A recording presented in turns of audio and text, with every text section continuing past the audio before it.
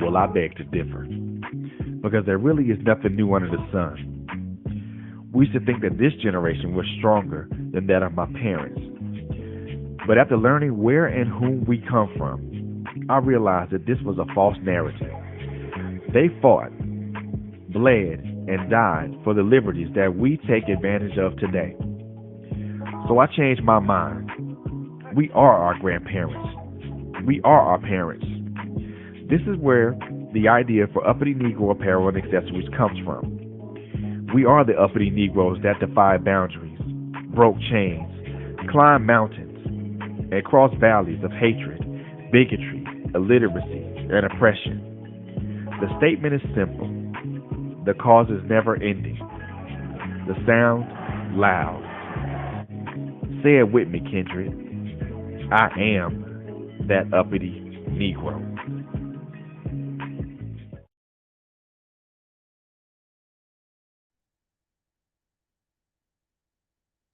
Good evening, everybody. My camera's on. I don't know why you can't see me. I probably hit the wrong thing, which is what I've been doing lately. Um, so let me take this off. There you go. You can see me in my pink glasses from the dollar store. So here we are, 8 o'clock Tuesday. I think it's been about almost 3 weeks since I've been um, on the air. I think the last time I was on, I actually had hair, but it started coming out again. So here we are. Um, I'm in a very good mood. I'm very relaxed. Um, I did something today that I have been wanting to do for a while, which is to have my mom's ashes in my possession. And today I picked them up, and my soul and my mind and my heart is so at ease. Um, she's in this beautiful urn, and I keep talking to her.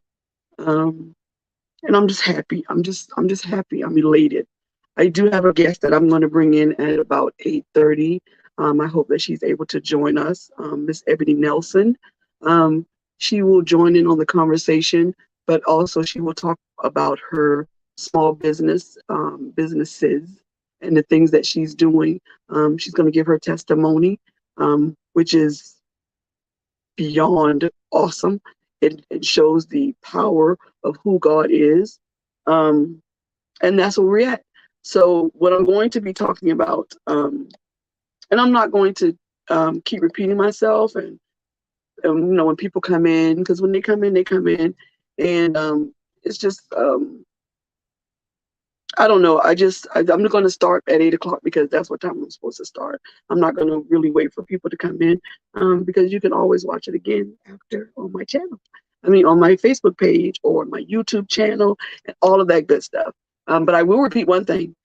Picked up my mom's, um, the urn that her ashes are in. And I don't know how to explain how happy I am to have her in my possession.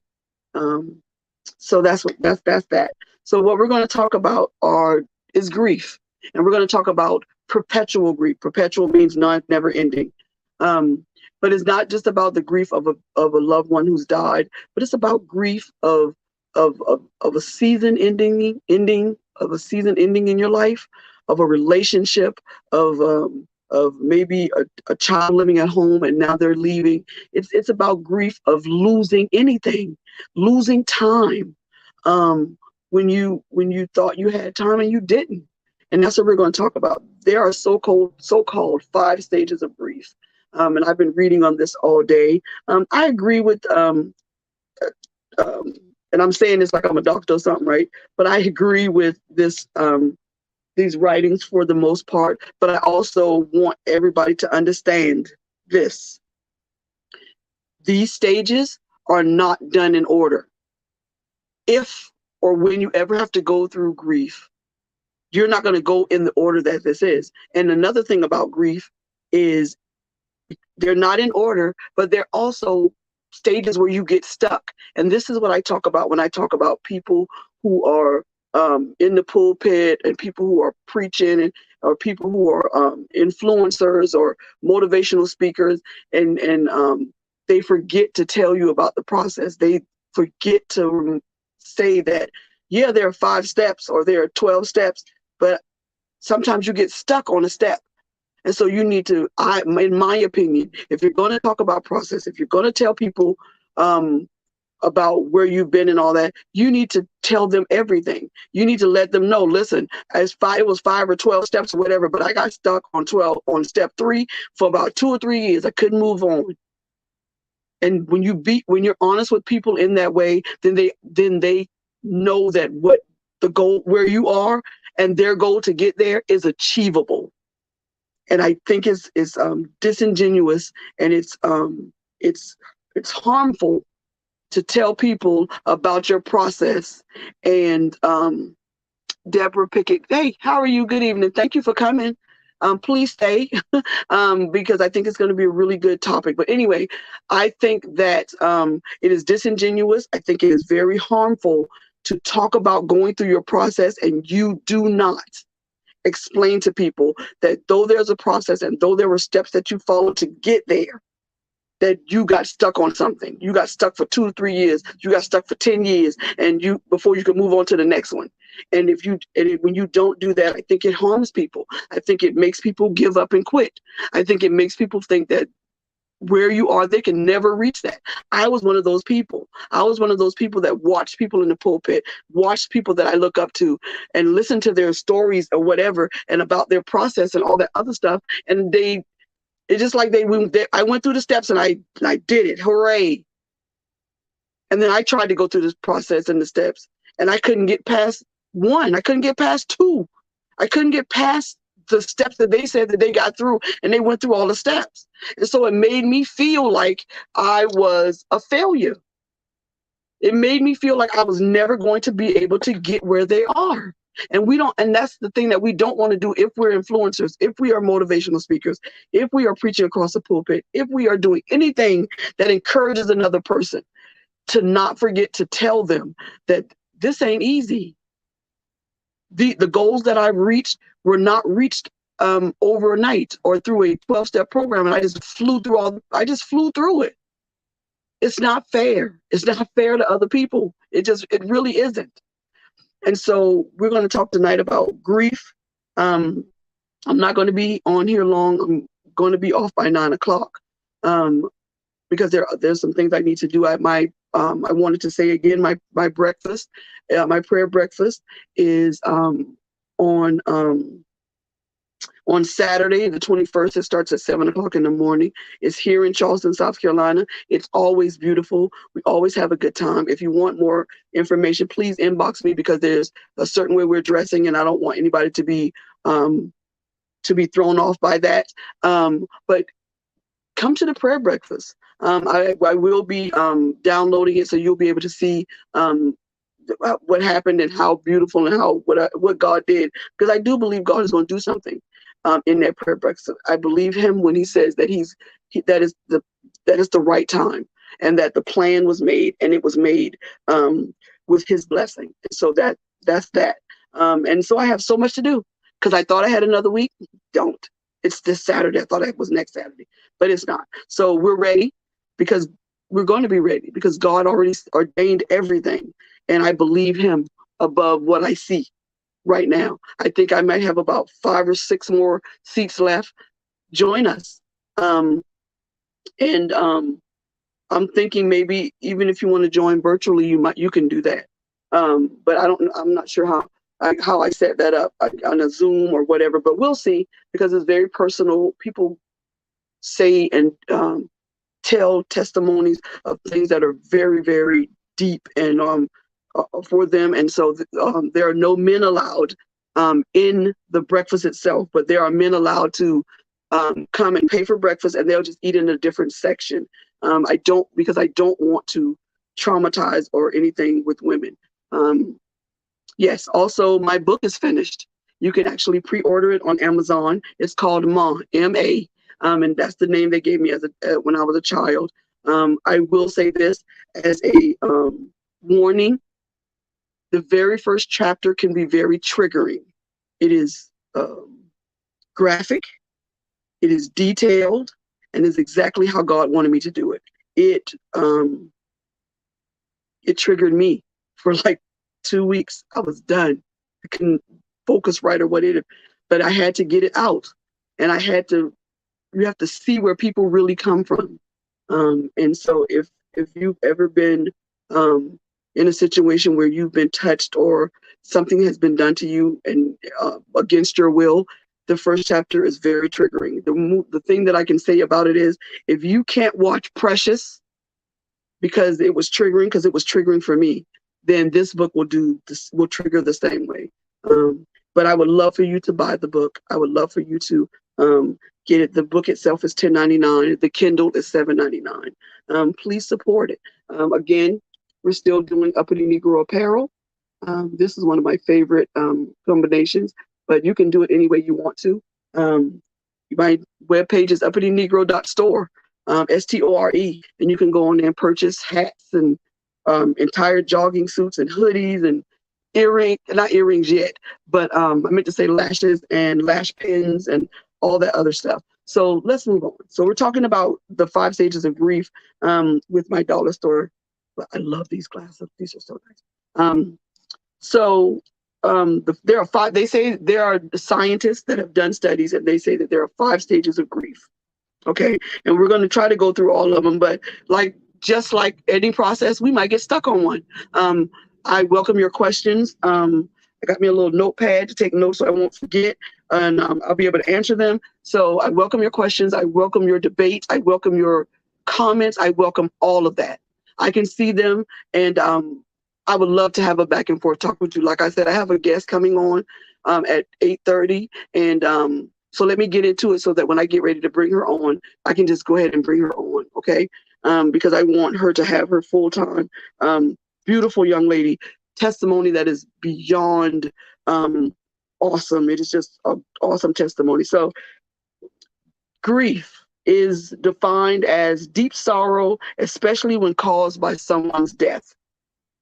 There's also an informal definition of grief, and this is the one I want you to remember, because this is the one I really, really want to talk about, okay? Because I don't want you to get stuck on the idea of death. So the informal definition of grief is to be troubled or to be annoyed. Remember that. Write that one down. To be troubled or to be annoyed. That is also grief. Okay? That's the one I really want to focus in on. That's the point I want to make tonight. Okay? To be troubled or to be annoyed. That's grief. Okay? Also, yes, deep sorrow that could be caused by someone's death. Okay? So that's where we are. So the name of this podcast today is Perpetual Grief, non-ending grief. Some people are in grief all the time, not for the same thing, just a cycle of grief. They're grieving for something all the time. They're upset about something. They're being annoyed by something. They're being troubled by something all the time. Not just and then oh my God, then you add the death of someone on top of that grief, and you all over the place. So perpetual grief is about being troubled or annoyed all the time about everything. And I'm not going to say every little thing, because what's little to me is not little to you. What's big to me is not big to you. So I'm not going to thank you, Carmel. Thank you, baby. What's big to me is different from what's big to you, and what's little to you is is different from what's little to me. You understand? So I'm not going to say every little thing, because I'm not going to do that. I'm not going to discount how you feel about whatever you're going through. But what I am going to do is I'm going to help you hopefully understand that perpetual grief is not good, but it's easy to fall into. It's easy to fall into a place where you grieve everything. You don't call it grief. You might call it depression or whatever, but it's grief because you're being troubled by it. You're being annoyed by that thing or that person. So listen, don't get it twisted, because on it, we're not even going to talk about the people. yeah, we might hit on it, but I'm trying to stay away from it. Y'all keep me focused on this. When y'all keep me focused, okay?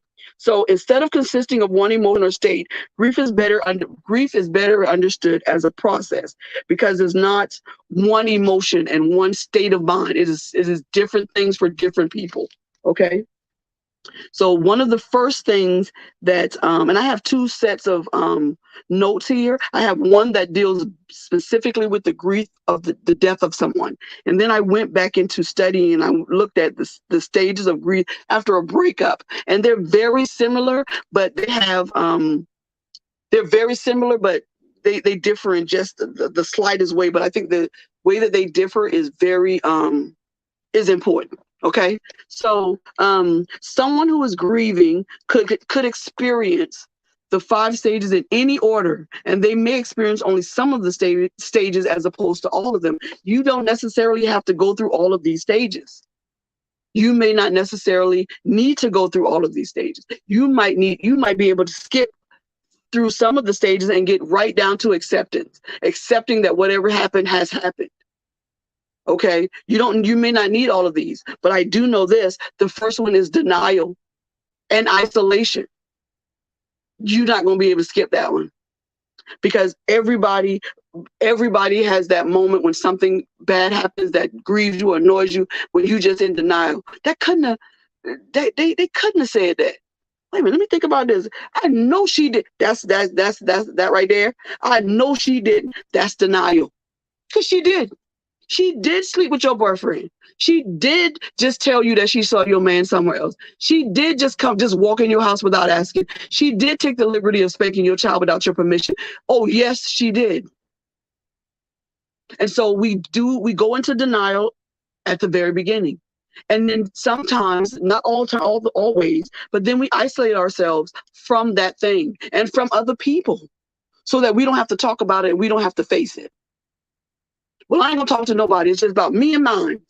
You see that on Facebook all the time? Denial and isolation. Because whatever annoyed them, whatever put them in that state of grief, they stuck. They stuck in denial and isolation.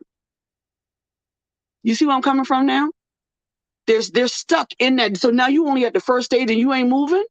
Come on, man. Listen, put on some clothes, put you some heels on, and go out. Take you and yours out. Go see your family. Go see the one cousin you still talk to. Go see somebody. Don't isolate yourself like that. Don't get stuck in the first stages of grief. Don't do that to yourself, because that's what the enemy wants you to do. He wants you to isolate yourself, get you away from other people, and then he can work on your mind. Now your denial is not just denial of that. Now he done brought up stuff from 15 years ago. And now you thought you was over it, and he reminds you, no, you in denial for that too. So let's try to move on. Denial gives your heart time to adjust to a new situation, because you denying it when you looking at it right there. Let's go, and I'm going to touch on it. Like I said, let's go back. Let's go to Deborah. Girl, I needed to hear it, honey. But I tell you that this touched me in a different way when I picked up my mama ashes today. Don't make me cry, sweet pea. But I needed to hear it. And so I walked into the room and I saw my mama laying there. But in my mind, I'm thinking, she gonna move in a minute. She just sleeping. Let me cover up. I denied it for so long. And then I went in the bathroom and closed the door. Isolation. I don't want to talk to nobody. I didn't want nobody asking me if I was all right. I didn't want to be tapped on my back. I didn't want to do that because my mama not dead on that bed. You understand?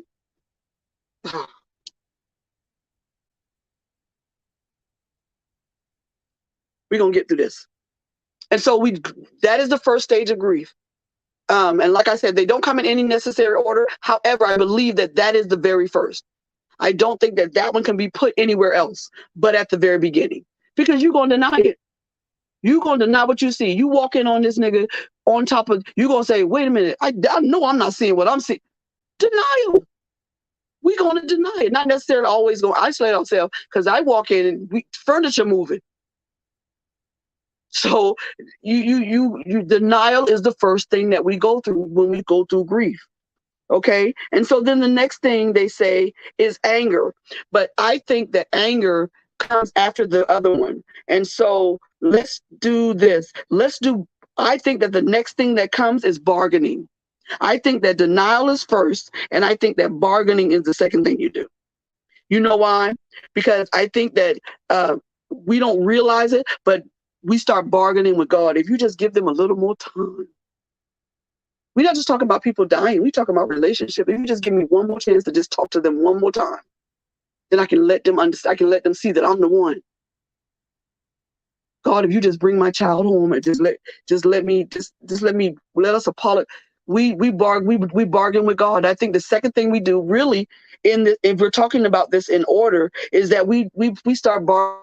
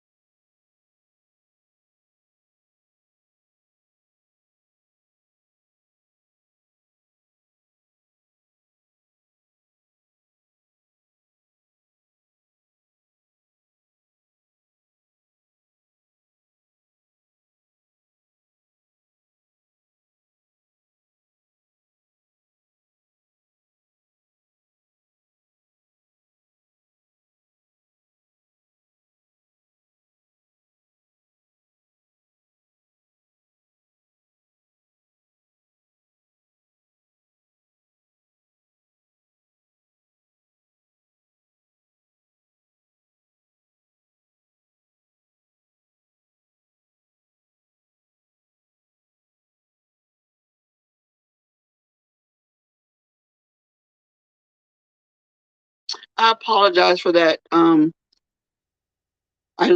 just lost the broadcast for a minute. I hope you guys are still here.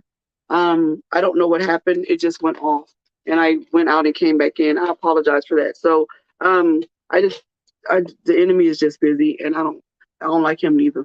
But anyway, so we were talking about, bargaining. So denial would be the first thing, but I really think that bargaining with God, about your situation comes before you get angry.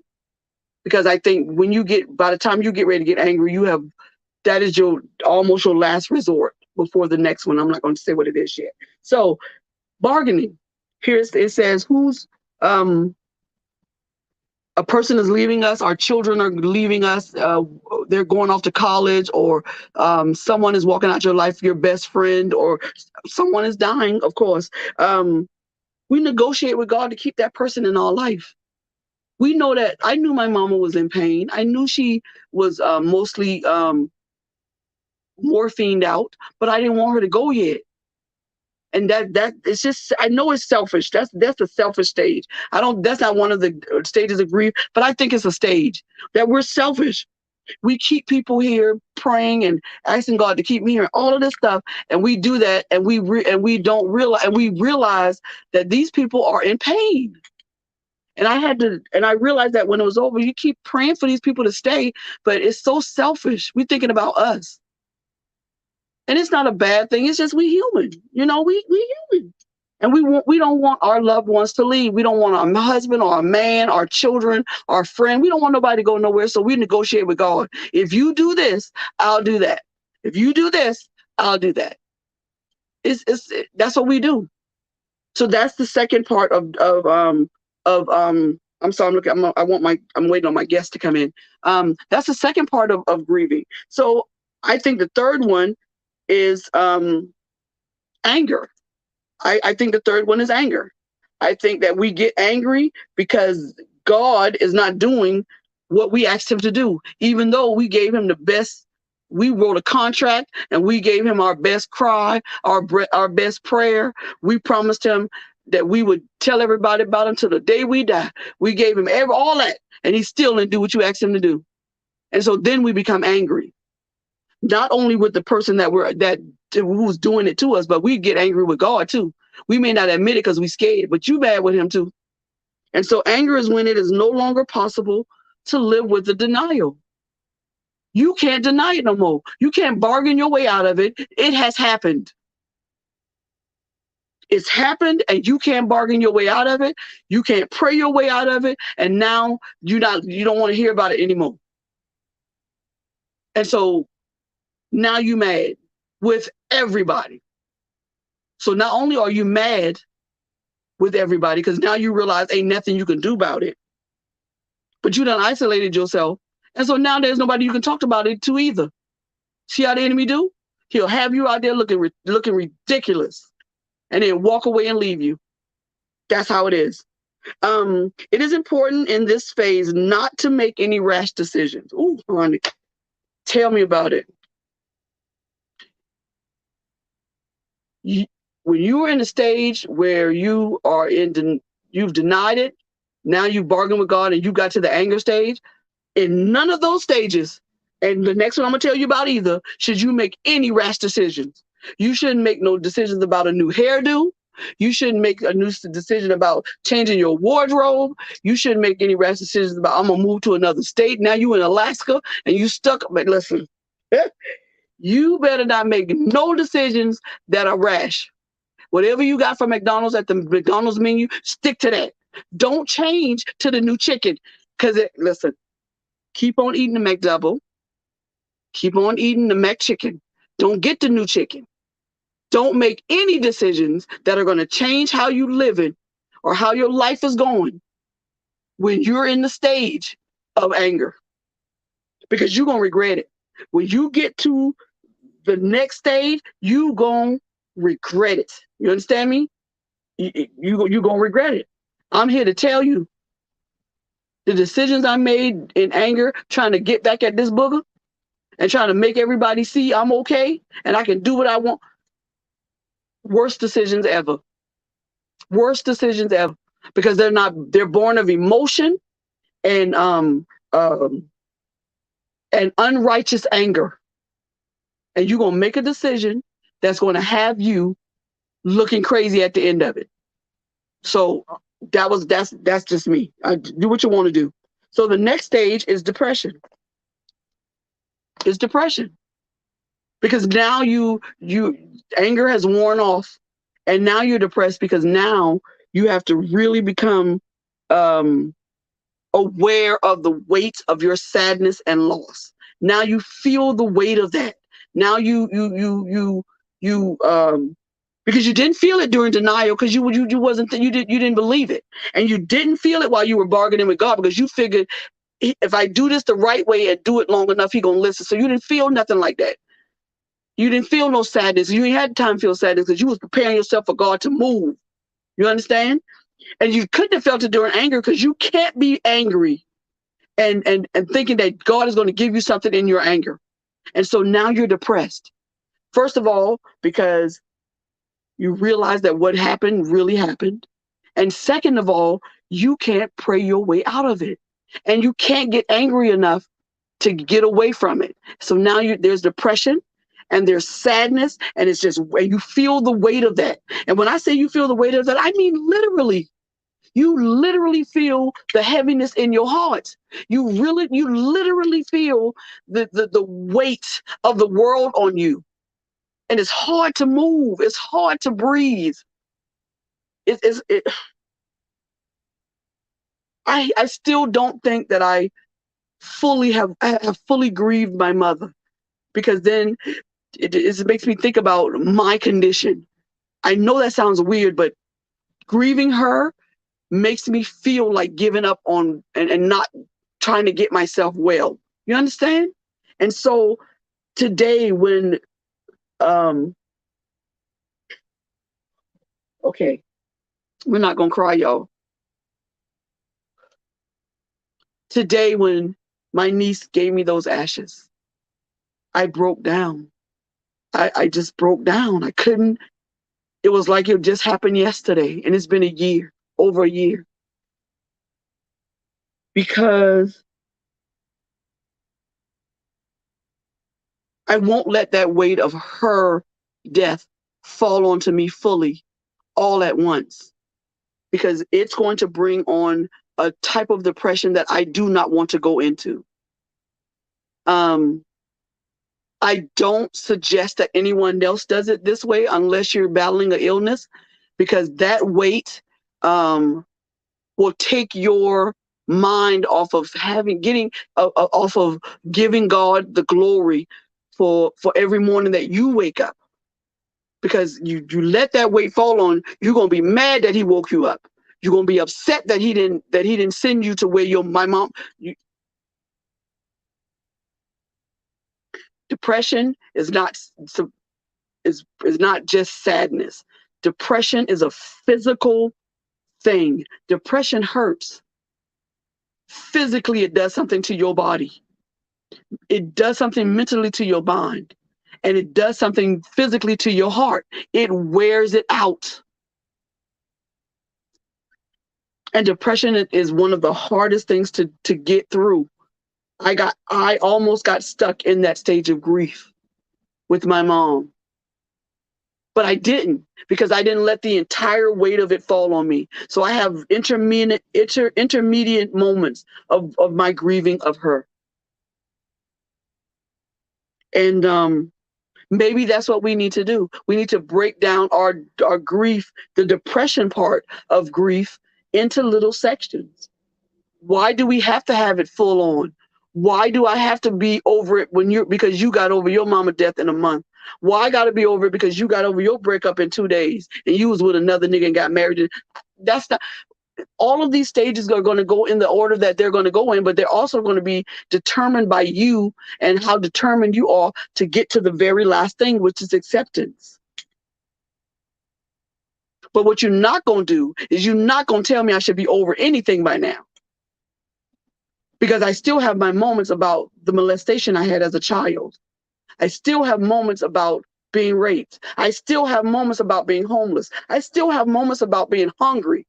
And I'm talking about real hungry. I'm not talking about hungry because you want something to eat and you go in the kitchen fix a sandwich. I'm talking about hunger when your stomach is hurting you and it's killing you. And so I'm going to bring my guest in. I think she just popped up. I'm going to bring her in, and I think she's ready. Let me see if I can remember how to do this.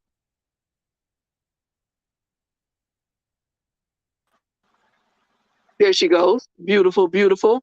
I don't know why you're so small, but I really think it's just because this is my computer thing. Yeah, I think it's me. Let me see if I can just put you next to me. Hold on. I don't like it. There you go. Yeah, I don't want you to be far away from me, baby. This is Ebony Nelson. I'm gonna let her.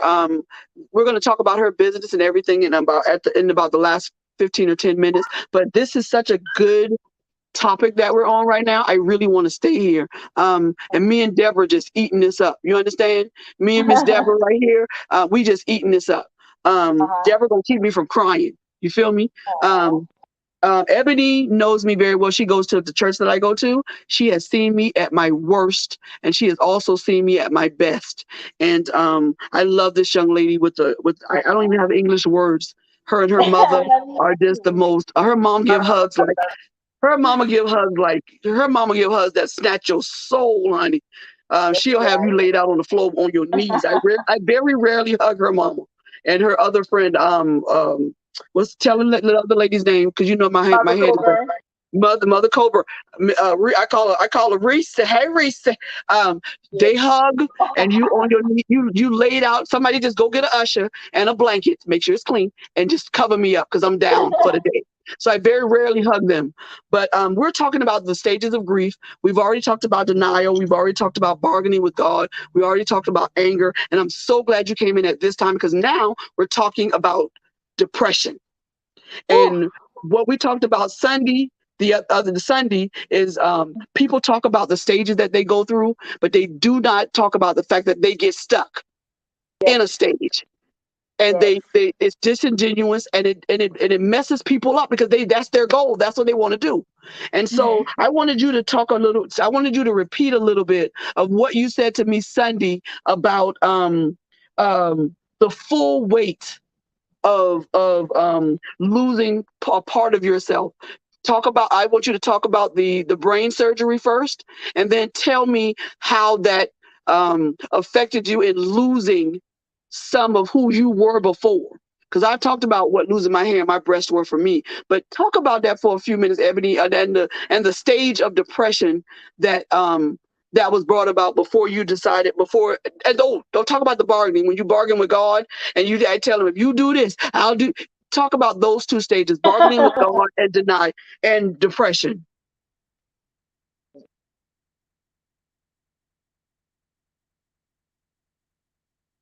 We lost you a little bit, Ebony.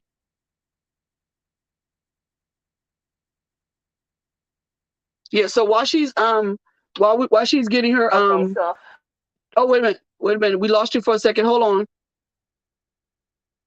on. We're just waiting for her to come back. She's gonna give you just great insight. Very young woman, but very anointed. She's just anointed. She sings like an angel. Okay, so you ready? I tell you that devil don't want nobody to hear none of this stuff, Deborah. What is going on? You froze a little bit, Ebony. Maybe go out and come back in. So we're gonna try to get Ebony back on the line. I can see her, but I think it's just frozen. But we both went through she's going to go out and she's going to try to come back in. We both went through major surgeries, and you lose a part of yourself. Losing my breast, to me, because I don't have children, I think that's the reason why. Losing my breast and my body and the way I dress, feminine and all that, that made me feel like a woman. I know I'm not going to apologize for that. That's just how I felt. I felt like my having breast and hair and the nails and the lash, it makes me feel like I'm a woman, because I couldn't do what a lot of women could do, and that was just have children.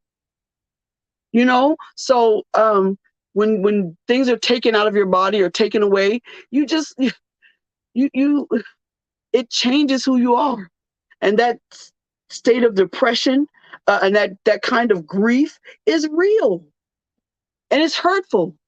And you have to get through it. You have to get over it. You come to terms with the fact that the situation is not going to change. Your children not coming back. They're coming back after college.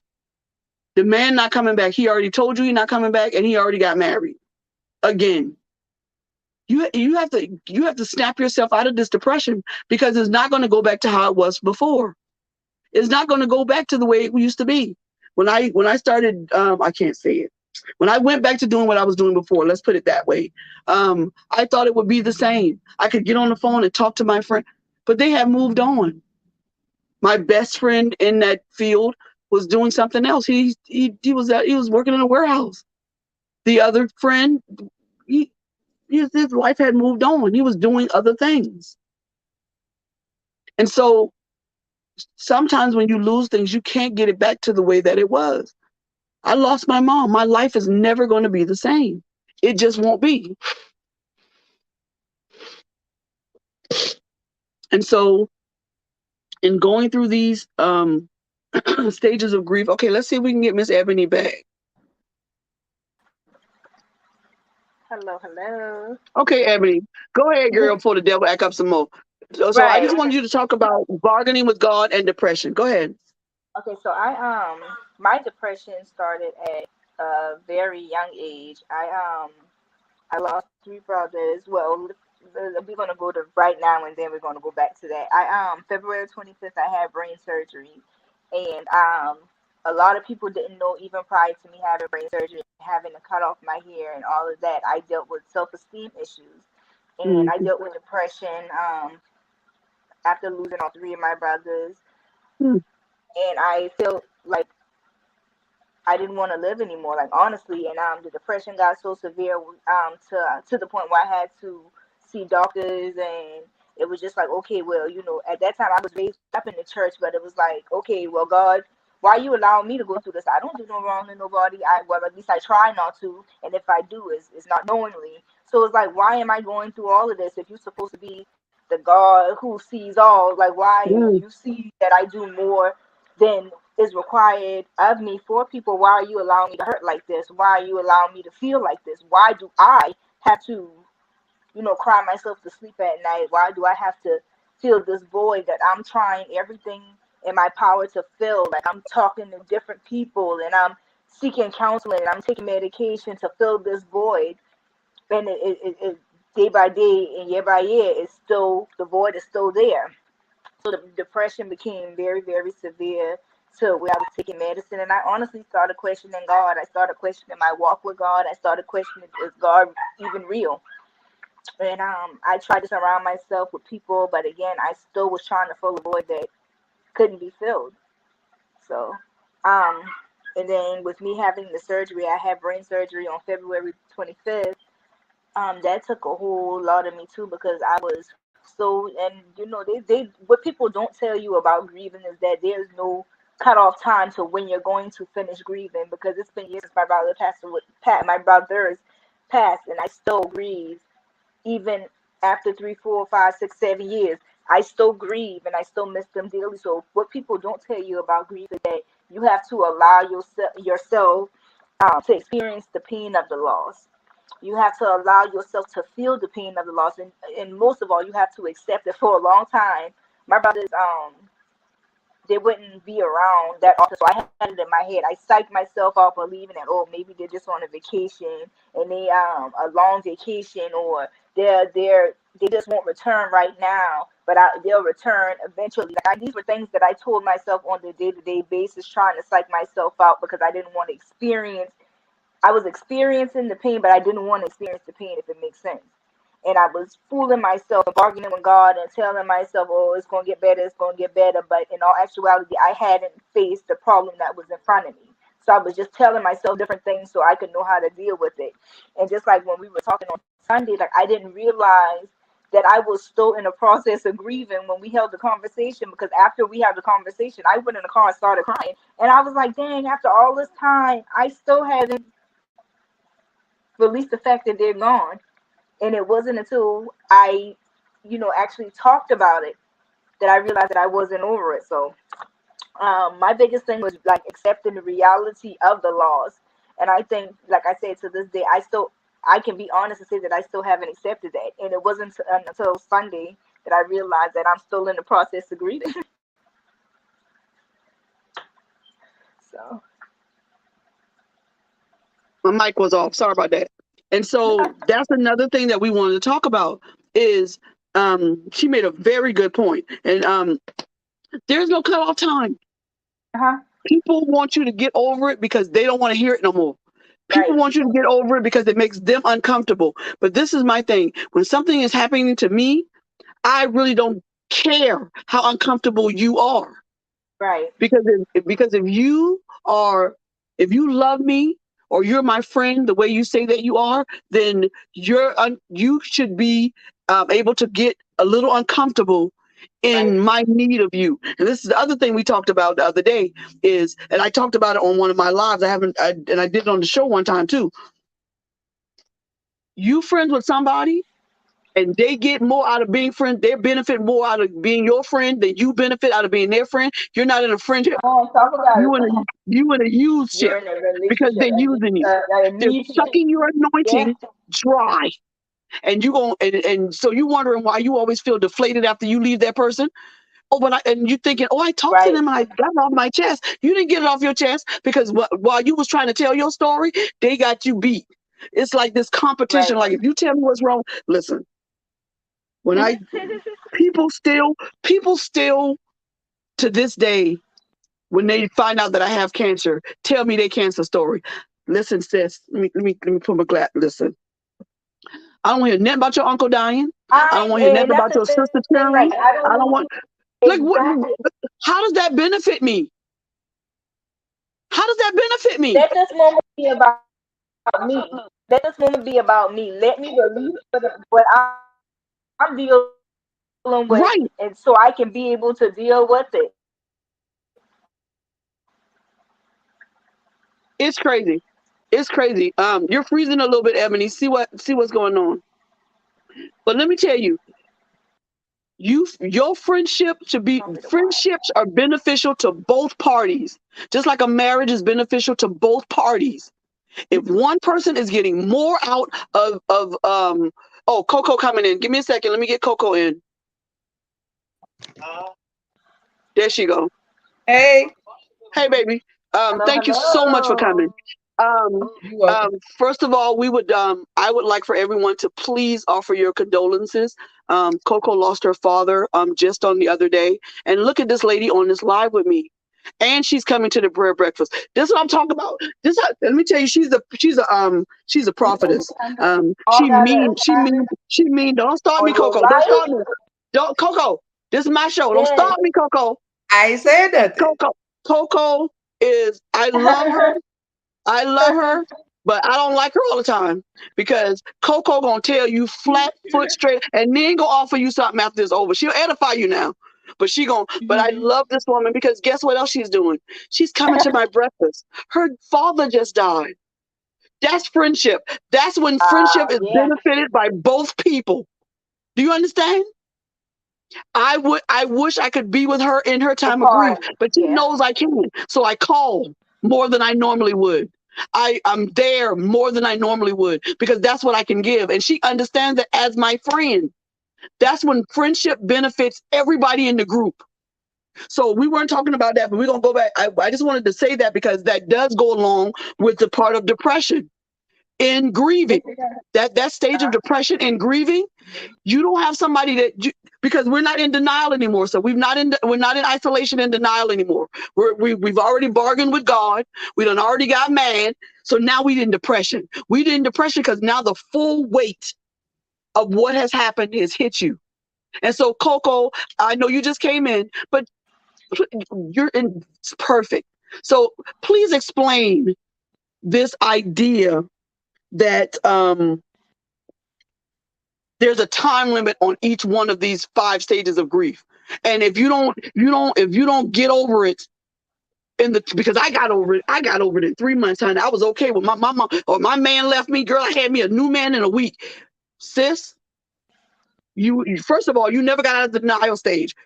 You just decided that you weren't going to be in isolation. You in denial, sis. And now you're going to have a baby by this pointed headed Negro. Oh, no, I quit. No, Coco, go. Just stop me. Go, Coco. Well, for me, everybody is different, and I realized that in life, everybody grieves differently. You know, I was, like Bobby just said, I literally just lost my dad on Sunday. So, and not only did I lose him, but I was there to witness it. Like there's a difference in just knowing that you have a parent that passes away, and then actually being there when it takes place. It's a big difference.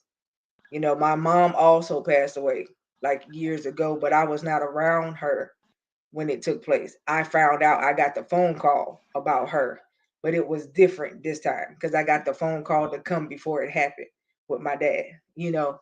So to be there to witness it, it was a different experience. And everybody took it differently. Me and all my siblings reacted in a different way. Where I cried for maybe 5-10 minutes, they're all still crying. You know what I mean? But that 5 or 10 minutes was enough for me because I was at peace about it. And the difference is when you're at peace about something because you know that somebody's in a better place than you are. That was what did it for me, and I knew that he didn't have to suffer anymore. Right. And everybody's take on my reaction is different because they're like, Mm-hmm. Yeah. wow, you're taking it so well. And that's because I'm at peace about it. When I tell people that my level of peace right now is funny and it's scary at the same time, it is. Because I've never, ever in my whole entire life been at so much peace. Mm-hmm. At this point in my life now. You know, and then just before my dad, you know, me and Bobby and all of the Trailblazers team, we lost our friend T like right before, not like a couple weeks ago. We just had his memorial a couple weeks ago, and then in the midst of that, after T, there I had 3 other people in between before my dad.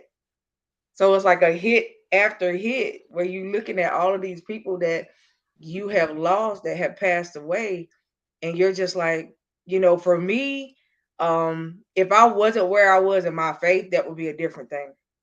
But because of where I am in my faith, you sit back and you look like it could have easily been me. Mm-hmm.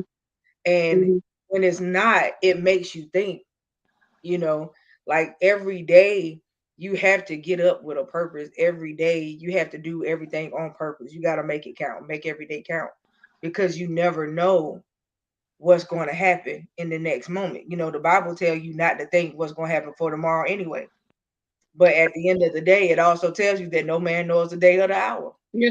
So because you don't know the day or the hour, you ask yourself in the 24-hour period, how did you live your life today? My biggest thing is when I ask people what's going to be the takeaway of when I leave here, what will you remember about me? What are people, what do you feel like people will say about you when it is your time and your time has came and gone? And that's the biggest thing about it is, my life speaks for itself. Yeah. That's the Yeah. biggest thing. I live out what I talk about. Right. So that's letting your, I say that on my job all the time. I don't have to talk about degrees. I don't have to talk about my anointing. I don't have to sing just so people can hear me sing. But you no, give me a microphone, I'll sing angels into a room. You can talk about the words that come out of my mouth and say, "Oh, she cussed and all that." Peter did, and he got a church built on his back. So if he gave that to Peter, what he gonna give to me? that's You it. feel me? That's that's the way I think. You can criticize and all that stuff that you want to about some of the words that come out my mouth. Give me a microphone. But for me, that's not even about. It's not about the word. It's what you say. At the end of the day, even though you might cuss about it, if you spoke the truth, I don't care about the cussing part. Exactly. And It's a so I different. think It's for me. For me, I think the difference takeaway is when you have people that do all of that, but every I can't believe nothing you say. right, exactly. You And know what I'm so saying? my message is my message. What Right. I'm trying to get across to you, and what happens is I get so caught up in Come on. trying to make you. What is this flying in here? I'm scared of flying stuff. Get away. Um, Okay.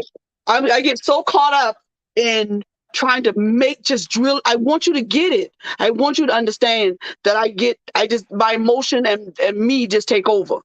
Right. But and I did good this one. I didn't cuss it out. I thought it, Right. but I That's didn't do good. it. But That's but good. But listen, I got 3 minutes, and then I'm gonna give it back to Ebony because I promised her that I would let her talk about her business. Honey, she's a masseuse. She's a do-it-yourself with crafts and all that stuff. She okay. got she beautiful children. Her little girl is. Somebody said she was like right but not a teenager yet, but I swear on everything that is Harry Potter and the Sorcerer's Stone, that child is 53. Now she's a midget.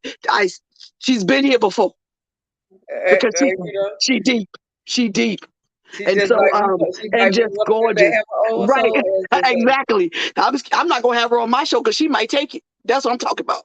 That's the kind of deepness I'm talking about. But I I just really wanted to talk about grief. I think I'm gonna come back to this on next week because there's things I wanted to add, Right. because it touched me. It did something for me. Coco, what you don't know is my mama Ashes over there. My niece called me today. Sorry, y'all. She knows what I've been through trying to get this.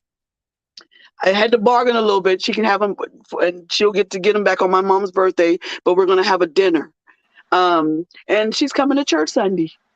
And I hadn't seen, and I have not really basically spoken to them in almost a year. And she's gonna come back. I think her camera keeps going on and off.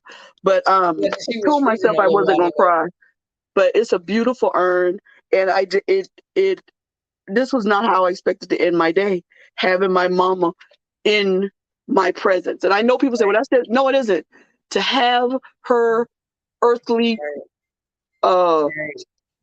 earthly shell in my presence, Trust me, I know. And you feel me? Along with her I don't know spirit that's how. always been here. Yeah, You because feel me? I don't know how I'm gonna feel. His wife is gonna make my dad's wife is gonna make sure that I get some of his ashes as Yeah, well. And I don't know how I'm gonna feel when they yeah. arrive. When You know her what I boy, mean? Yeah, when her boyfriend brought it downstairs, I was in the middle of a sentence and I saw it and I lost my mind.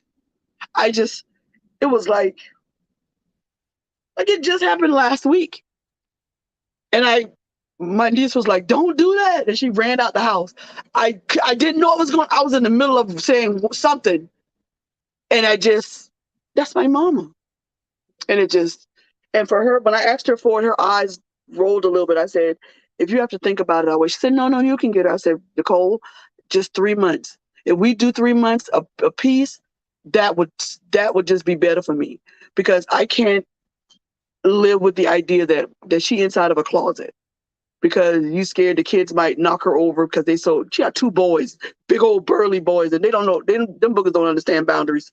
Um, and she can't explain it to my nephew, one of her kids, because he gets so emotional. She doesn't like to put him in that state, so she don't want to say, "Well, don't do this," because So I understand her reasoning now. I was upset at first because I'm like, "You got my mama," but now I understand her reasoning.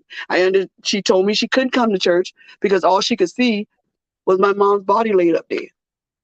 And so now I understand. And this is the thing I'm talking about with people when they do things and you don't and you get upset. You have no idea what people go through. My niece took care of my mama and while I was out on the road. And her mom and let's not get into that because that's not what this show is about. And she cleaned my mama. Her boyfriend, who my mama really didn't like that much at first. Seriously. Picked my mama up and put my mom in the tub and help my niece wash her off and help her feed her. All of these things. And my mom thought he was a no count somebody. Wow. But it's the ones you don't. She would have thought the same thing about Anton. But he walked her, he not even knowing who she was and doing the things that he had been doing at that time. Coco know what I'm talking about. But he'll be on here to tell his own testimony because I won't do it. Right. He walked my mama down that aisle. And he walked her back to the car when they took her away. And I didn't have to beg, borrow, or steal for him to do it. Right. He did it because in here he's a good person. And that's why I'm still with him. Once y'all hear his testimony, that's why I'm still with him. But you have no idea what people go through during this grieving process. You have no idea. You don't know what people this is the other thing. I'm sorry, because we're gonna have to touch on this point. You have no idea what the intentions of others are. No. On you while you grieving. No. People will ask for the most asinine things that they know you would not know. But in your grief, there's a red box my mom had. It's got birth certificates and Social Security. It's just got things in it. Things my mama liked to write. Some of her projects, how she did this, how she planned that. And I was at my mama's house. It was after the funeral. And the lady that she used to work for asked me for that box. And guess what I did? I gave it to her. And have I gotten that box back yet? And the one reason I didn't even realize this till I saw her the other day. Somebody was calling my name and I was walking by and I looked over and it was her. And she got up and she grabbed hold of me and she wouldn't let go. She just wouldn't let go. And I'm gonna make this short. So she told me to come get the box. And you know what came out of my mouth? Something I didn't even realize. I can't come to your house because I'm not coming to pick my mom up. I didn't even realize that's the reason why I never went to, because I didn't go get the box. I know exactly where she live at. So why am I complaining because she still got the box? I can't go to her house because I can't go there and I'm not picking my mom up. I can't do it. So you have to meet me. And I did not realize that was the reason why until then. So let me give Ebony a chance. Ebony, come on, baby. Nice to meet you, Ebony. Sorry, get up. Yeah. Ebony will be back. I'm gonna try to get Ebony back next week. Because I don't like the way her phone acts, and she's gonna find a better place to put that phone. So Ebony, talk about the massage, talk about what you do, give some people some numbers and some names. We will support you. Give it to us, baby. Okay, well, again, I'm sorry, y'all. My phone is acting. No, we're fine. Go ahead, baby. I am the owner of Tranquil Touches. It is a massage therapy company.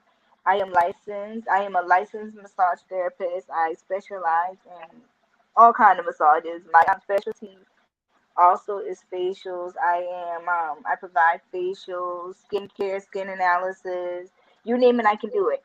I've been doing it for about 3 years now, and I went to business in 2019 on my own. But if you need a massage, if you need a facial, I'm your girl. I'll come and set up in the vicinity of your home. I'll have your house looking like a spa, and I will get you right. I do the BBL massages. I do the sports massages, lymphatic massages. I do it all. So if you my number is, as you can see, my card is right there. My number is 843-872-7025. I am so sorry that I don't have like processes. That's okay. Hold on. I'm trying to get it off. I'm trying to pin it in the chat. Okay, stop apologizing, Ebony, because it's all right. Listen, Ebony is going to be at the prayer breakfast. So if you I'm gonna tell her she need to bring her stuff, because you got people coming in, and if somebody want one, we can pop one up. Okay. Yep. I got you. Coco, you might need something. You might need a little touch. Well, I know I do. I can't even lie, because I literally been searching for my acupuncture dude that I used to go to, because it helps. Yeah. So y'all know what time it is. Y'all know that at 9:00 the love boat is sailing. Y'all know that light-skinned man of mine is about to ring this phone. Listen, It's 9:01 right now. Y'all know what it is. Y'all know what it is. But I love y'all. And I am going to try my best to get Ebony to come back and grace us with her presence. She is, when I tell you that's a lovely soul, her mom did an excellent job with her. And what she said, I didn't realize that she lost 3 brothers. I got to get her to come back. I got to get her to come. Yeah, we're going to finish up grief. I'm going to study it a little bit more and get deeper into it. Please tell your friends. Please tell everybody to come and watch, because I think it's going to be, it was very good today, but I think it's going to be really good on next week. So I love y'all. So Coco, you have any last words you want to say, baby? No, I was just going to tell everybody that I pinned her stuff in the chat for y'all to see it. So it says Tranquil Touches with her name, and her phone number is pinned in the chat. So and I don't want to hear nothing about I live out of town. Cars go where we tell them to go. You understand me? Airplanes land where we tell them to land. Don't give me that I live out of town. She can bring her stuff. We'll rent a car and she coming. I'll babysit the children. So I don't want to hear nothing about I live out of town and I can't get to her. She said she will come into the luxury of your own home. We don't care where your house at. We coming. And then next time too, Miss Ebony, if you have a laptop, try the computer instead of your phone. Yeah. It might work better. All right. I love all of y'all. We're going to come back next Tuesday. We'll be right here. Okay. I'm going to, if you keep a look on my page, I'm going to not live stream it, but I'm gonna have video of just us at the water. I cannot videotape inside the breakfast, because we have women that are we have women in they're talking about things that are just deep. Again, my book is finished. If you look on my Uppity Negro page or my Bobby Takes Over page, you can see my cover. Let me tell you something. My mama worked hard to get that ponytail with that ribbon. You understand me? I don't want to hear. Listen, I don't know how she got that little bit of hair, but don't play with Trisha. Trisha worked that hair into that ponytail, and that ribbon was tied with faith. Do you understand me? So I don't want anybody talk about my picture on there, because I was beautiful. My mama worked that Easter dress that I also wore at my picture day. So, and probably every first Sunday. So play with my mama. So the book is ready. Go buy some merch. Y'all get a massage. Schedule a massage with Ebony. You got to give her at least a week or 2 advance if you're out of town, so that I can help her get herself together, so that we can come on out there. I'll babysit the children in the car, or we'll go get something to eat. Come back when she finished. Don't play with my friend. So don't even invite nobody. Don't invite us to your house if your house is infested with anything, because we're not coming. I said it and I meant what I said. I meant what I said. And don't invite us to your house, and you can't control them pointy-headed children or that ugly dog. I'm not playing with you with this. Don't do these people like this. I love it. So everybody get yourself together. That was the church announcements. Govern yourself accordingly. You see these glasses? I meant what I said. Right. You know, take it back. She'll add to it before she takes it back. You say so. Say so. So we're getting ready to get off here. I love everybody. Thank you for coming. Please come back next week on Tuesday. I think that because we have some other things going on. I'm going to talk to Coco and I'm going to talk to Quint, and I'm going to see if they'll let me slide into Thursday if they're not going to be doing anything. If not, maybe I'll try something Wednesday. Friday, definitely not.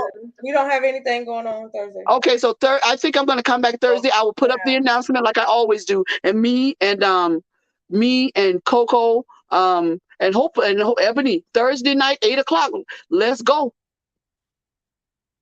And hopefully we'll have some more for y'all. Tell y'all friends. Ebony, tell your people so they can join. Send them. I'm gonna show you how to get them the link. Well, Coco won't show me, then I'm gonna show you. All right, y'all. Let me get up here and take my medicine, because that's the first thing you're gonna ask, and then you're gonna fuss when I say no, I have not. That's you. All right. I love y'all. Love Deborah. Thank you. I think your sister was on here too. Yeah. Hey, caramel latte. I love caramel latte. Yeah. All right. Love y'all. Love y'all. See y'all next time. Love you, Coco. I'm gonna call you after anyway, so it don't matter. Okay.